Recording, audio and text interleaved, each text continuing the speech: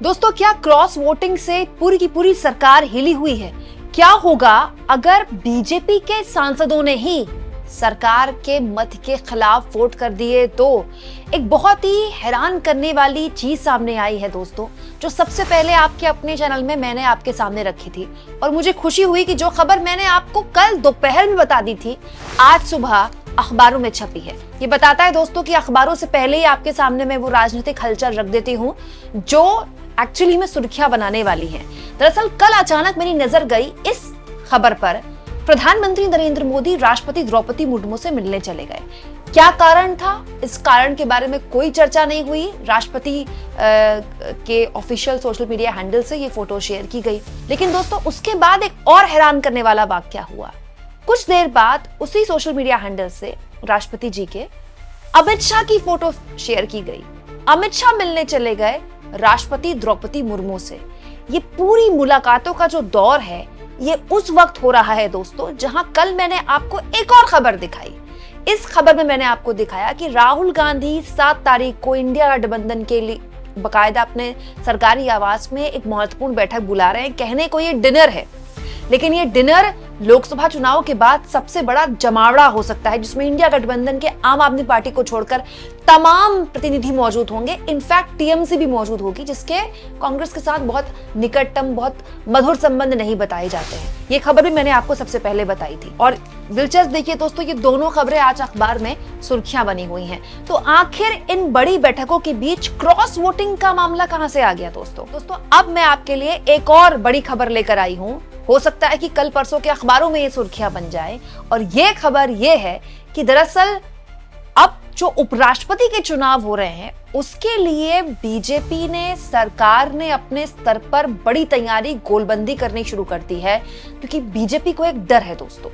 BJP को यह डर है कि कहीं ऐसा ना हो कि उसके अपने सांसद बगावत कर दें, क्रॉस वोटिंग कर दें। जी हाँ दोस्तों, अब आप कहेंगे ऐसा कैसे हो सकता है कुमकुम? बीजेपी के सांसद उपराष्ट्रपति के चुनाव में, और बीजेपी के पास तो बहुत क्लियर मैंडेट है, उसके पास इतनी सीटें हैं कि वो बहुत आराम से अपना कैंडिडेट जिता सकती है। तो फिर वो अपनी पार्टी के खिलाफ क्यों जाएंगे? वो इसीलिए दोस्तों कि उपराष्ट्रपति के चुनाव में, जो उपराष्ट्रपति का चुनाव होने वाला है जगदीप धनखड़ के इस्तीफे के बाद, उपराष्ट्रपति के चुनाव में व्हिप जारी नहीं होता है। सांसदों के पास ये अधिकार होता है कि वो अपने विवेक के तहत फैसला लें। तो सांसद अगर क्रॉस वोटिंग करते हैं तो उनके खिलाफ टेक्निकली पार्टी कोई एक्शन नहीं ले सकती। अब हालांकि वो एक्शन तो पार्टी क्या लेगी, अगर किसी बीजेपी सांसद में इतनी हिम्मत होगी कि नहीं होगी। लेकिन ये जो पूरा वाकया है, दरअसल बीजेपी को इसीलिए परेशान कर रहा है और बीजेपी आला कमान को इसलिए परेशान कर रहा है क्योंकि जो जानकारी मेरे पास सूत्रों के हवाले से है वो ये है कि आरएसएस लगातार बीजेपी पर राष्ट्रीय अध्यक्ष को लेकर दबाव बना रहा है। देखिए, राष्ट्रीय अध्यक्ष तो मोदी अमित शाह के बूते का है नहीं, अपने पसंद का बनाना होता तो अब तक बन गया होता। 2 साल बहुत लंबा वक्त हो गया है। इतने लंबे वक्त से अगर बीजेपी अपना राष्ट्रीय अध्यक्ष नहीं चुन पा रही है, तो ये बिल्कुल क्लियर कट बात है कि मोदी अमित शाह नहीं बनवा पा रहे अपने मर्जी का राष्ट्रीय अध्यक्ष, और जो वो बनवाना चाहते हैं आरएसएस उसमें मान नहीं रहा। दोस्तों, अब राजनीतिक गलियारों में ऐसी खबरें चल रही है कि बीजेपी को इस बात का डर है कि कुछ आरएसएस समर्थक सांसद उपराष्ट्रपति चुनाव में कहीं क्रॉस वोटिंग न करते हैं। क्योंकि आरएसएस हो सकता है कि इस बात को लेकर दबाव बनाए कि चाहिए बीजेपी का अध्यक्ष आपका नहीं तो उपराष्ट्रपति का कैंडिडेट कोई ऐसा शख्स हो जो हमारी गुड बुक्स में भी हो। तो ऐसी स्थिति में बीजेपी के लिए बड़ी मुश्किल खड़ी हो सकती है। देखिए, बीजेपी का राष्ट्रीय अध्यक्ष अगर आरएसएस की पसंद का बन गया तो पार्टी हाथ से चली जाएगी मोदी अमित शाह के।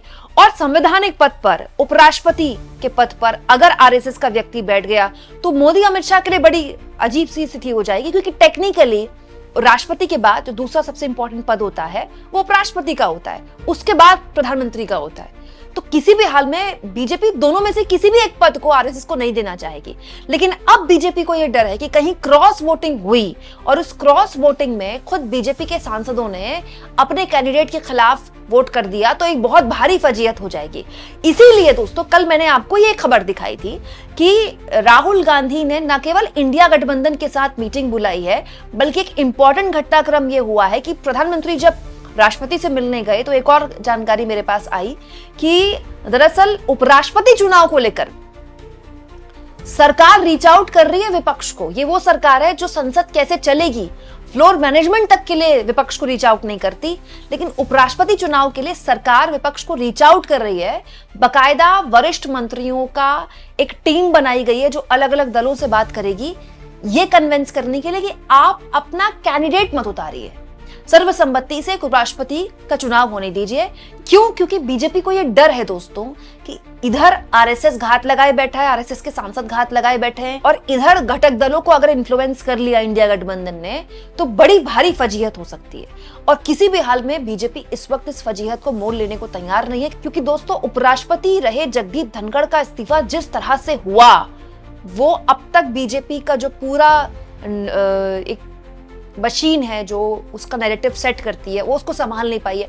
गोदी मीडिया कुछ भी कहेगी, मोदी ने इस पूरे मसले को बड़ी आसानी से हैंडल कर लिया, टैकल कर लिया। बट ये सब जानते हैं दोस्तों कि जगदीप धनखड़ का न केवल चुनाव इस पद के लिए गलत था, बल्कि जगदीप धनखड़ बहुत लंबे वक्त से सरकार के लिए मुश्किल बने हुए थे, और इसके लिए केवल मोदी अमित शाह ही जिम्मेदार है, क्योंकि उन्हीं के चुने हुए ये कैंडिडेट हैं। तो जाहिर तौर पर बीजेपी किसी भी स्थिति में अब जगदीप धनखड़ के इस्तीफे के बाद अपने आप को ऐसे हालात में नहीं डालना चाहेगी।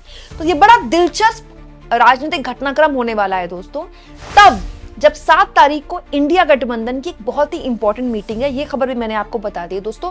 दरअसल ये मीटिंग कल होने वाली राहुल गांधी की एक विस्फोटक प्रेस कॉन्फ्रेंस के बाद की मीटिंग है। ये भी मैंने आपको बताया था दोस्तों कि राहुल गांधी कल कर्नाटक में एक बहुत इंपॉर्टेंट कार्यक्रम करने वाले हैं। इसको लेकर वहां कर्नाटक की कांग्रेस सरकार लगातार कई दिनों से तैयारियां कर रही है। ऐसा माना जा रहा है कि कल राहुल गांधी कोई एटम बम फोड़ सकते हैं, जो कि वो दावा कर रहे हैं कि उनके पास कोई एटम बम है चुनाव आयोग के खिलाफ, और 100% प्रूफ है, जिससे ये पता चल जाएगा कि इस देश में चुनाव खुलेआम चोरी हो रहे हैं। बकायदा उन्होंने ये भी आरोप लगा दिया कि लोकसभा चुनाव भी रिग किए गए, वहां भी 15-20 सीटें जो है वो रिग की गई।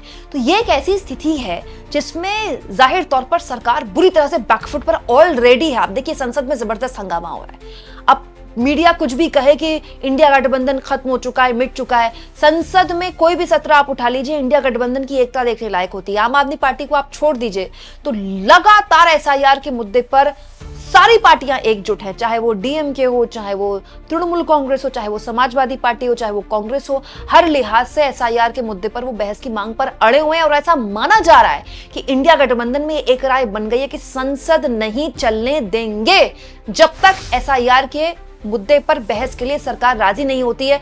पूरा का पूरा अगर सत्र हंगामे की भेंट चढ़ता है तो चढ़ जाए। इस मुद्दे को लेकर अब तक विपक्ष की एकता फ्लोर पर रंग लाई है। फ्लोर मैनेजमेंट विपक्ष का सत्ता पक्ष के बरक्स अगर आप देखें तो अब अभी तक अच्छा रहा है। अब आज का ये जो एक हफ्ता है, ये जबरदस्त हाई वोल्टेज ड्रामा का रहने वाला है, क्योंकि आज दोस्तों सोमवार है, तो जाहिर तौर पर सोमवार का दिन बहुत ही इंपॉर्टेंट होता है। सरकार कई विधेयक पेश कर सकती है, लेकिन विपक्ष जबरदस्त तरीके से एकजुट होगा। कल होने वाली है दोस्तों राहुल गांधी की विस्फोटक प्रेस कॉन्फ्रेंस। उसके बाद 7 तारीख को इंडिया गठबंधन की एक इंपॉर्टेंट बैठक होने वाली है, और इस बैठक में माना जा रहा है कि उद्धव ठाकरे सहित तमाम बड़े नेता जो स्थानीय लेवल के हैं सब आएंगे। इसके अलावा तेजस्वी यादव भी आने वाले हैं, और इस बीच सरकार अपने लेवल पर गोलबंदी कर रही है। कैसे? 2 इंपॉर्टेंट मीटिंग्स मैंने आपको दिखा दी, राष्ट्रपति के साथ पीएम की, गृह मंत्री की। हालांकि अभी क्या यही वजह थी इसके बारे में कोई जानकारी नहीं, केवल अटकलबाजी है, राजनीतिक विचार विमर्श, राजनीतिक विवेचना है इसके ऊपर।